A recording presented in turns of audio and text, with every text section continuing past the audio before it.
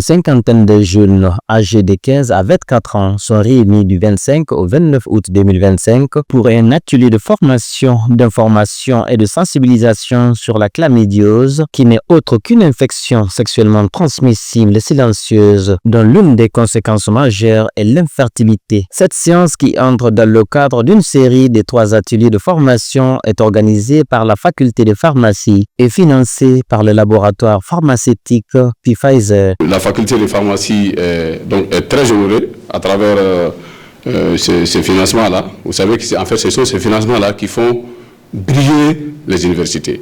La faculté, au nom du doyen de la faculté, à mon nom propre, déjà félicite toute l'équipe du Mali, du Burkina Faso, du Bénin et du Niger pour ce travail déjà. Et on espère que cette formation qui a commencé ce lundi et qui va certainement prendre fin le vendredi, va avoir un impact quand vous allez retourner. Parce que le résultat, en tout cas ce qui est attendu de toute formation, c'est qu'il faut qu'on ait un impact. La chlamydiose, cette infection sexuellement transmissible qui peut causer le trachome, une maladie oculaire infectieuse, une infection de poumons, une infection des organes génitaux, se manifeste par des brûlures en urinant, des écoulements anormaux, vaginaux, péniens ou anaux, des douleurs à la partie inférieure de l'abdomen, des saignements entre les règles ou après un rapport sexuel et par des gonflements ou une douleur des testicules. Il y a un traitement qui existe pour la chlamydiose et on peut en guérir. Le traitement n'est pas compliqué. On peut avoir une prise unique ou faire un schéma avec un traitement sur 3 à 4 jours et en une semaine on peut guérir. Aussi, il y a des moyens de prévention contre cette maladie. Voilà pourquoi nous avons ciblé cette maladie qui a des conséquences surtout à long terme, pouvant aboutir en fait à l'infertilité au niveau du couple à l'âge adulte. La ceftriaxone, très utilisée de façon abusive, s'entraîne des résistances, si bien que pour le traitement de la chlamydiose, ça ne marche pas beaucoup.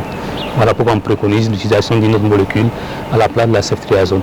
Comme conseil, c'est d'aller dans les formations sanitaires sans gêne. C'est vrai que souvent pour les infections sexuellement transmissibles, il y a la honte ou la peur de consulter. On encourage ces personnes d'aller consulter pour bénéficier en fait d'une prise en charge.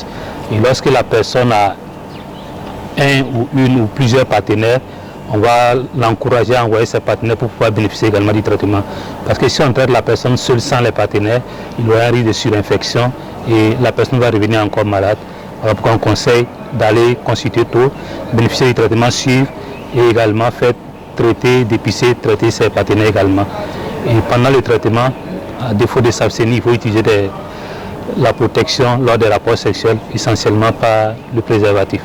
Échanger beaucoup avec les enfants, surtout sur la société. C'est vrai qu'en Afrique, on dit que c'est un problème qui est tabou, mais ce qu'on ignore, c'est que les jeunes, quand on ne les explique pas, ils découvrent même de façon exagérée avec ses conséquences. Donc, dès l'âge de 9-10 ans, c'est mieux de commencer à sensibiliser les enfants sur la sexualité pour ne pas forcément les encourager, mais avoir en fait des comportements sexuels responsables, de façon à ce que quand ils vont rentrer dans la vie sexuelle active, qu'ils puissent avoir les mesures de protection pour ne pas avoir de conséquences après.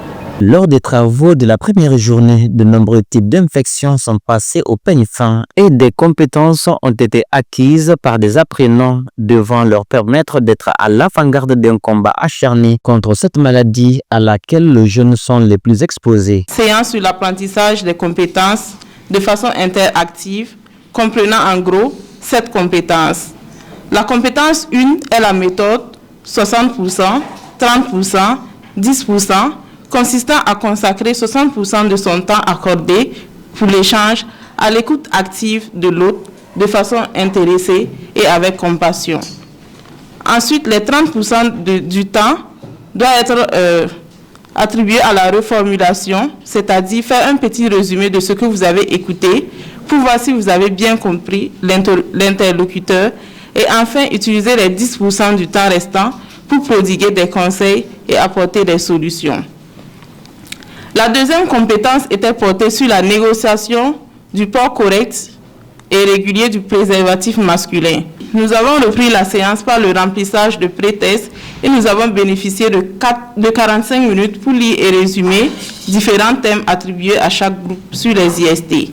Les thèmes étaient les IST fongiques, bactériennes, parasitaires, virales, sur la sexualité animale et sur la sexualité végétale. Nous avons ensuite eu droit aux différents exposés des 4 premiers groupes. Ces ateliers de formation qui visent à améliorer le dépistage et le diagnostic précoce de la chlamydiose à travers une approche pédagogique impliquent 4 pays ouest-africains, à savoir le Mali, le Niger, le Burkina Faso et le Bénin.